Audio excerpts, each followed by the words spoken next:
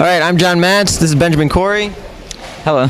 And this is his mock, which won Best in Show at Scouting for Bricks 2015 last year. Can you talk about how you built it and your design process a little bit?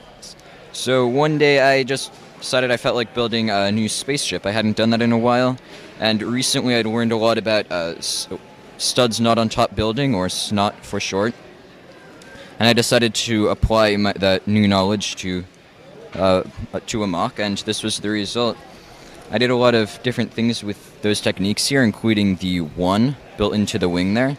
That was pretty challenging because I could only build it one brick thick. There was no structure behind it to hold it together. Yeah, that's a big problem when building a plane, is keeping the wings thin, because it's easy to just add layers to get strength and detail. Yes, exactly.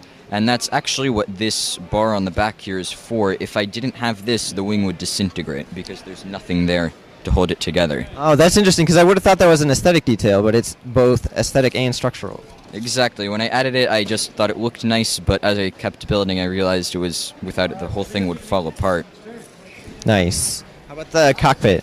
So the cockpit, I did things a bit differently here too. Usually I use a single piece for the bottom, and the bottom is all studs up. Maybe I use some snotted sides. This time, the entire thing is one big piece of snot. The inside, the outside,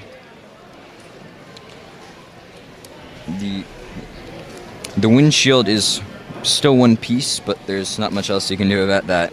That's very tight, very nice cockpit. He fits in there well. So with SNOT building, there's a lot of brick math involved in that, right? Yes. So, for example, 5 plates is equal to 2 studs, and then you have things like little brackets you can put on, which are fractions of a plate thick. And once you know all the widths of the different elements, then you can put them together in ways you couldn't have before.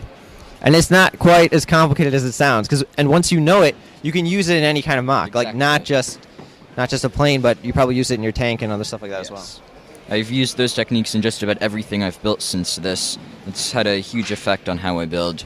Okay. That's cool. So let's talk about the silhouette of it, because you have the 2 big tail fins, the central ventral fin, and then the wings and the forward cockpit. It's very cool, and how did you come up with that? I started building, and originally I didn't really have a clear idea in mind for the fins, and I just dug those out of a bin and realized they worked perfectly. Nice. It looks like this is not all the way connected on. Is that sort of a technique that you have there? Yes.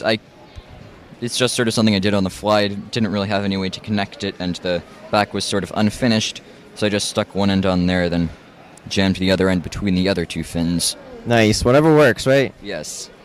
All right. That's a great mock, and it's nice talking to you, Ben. You too. Thank you.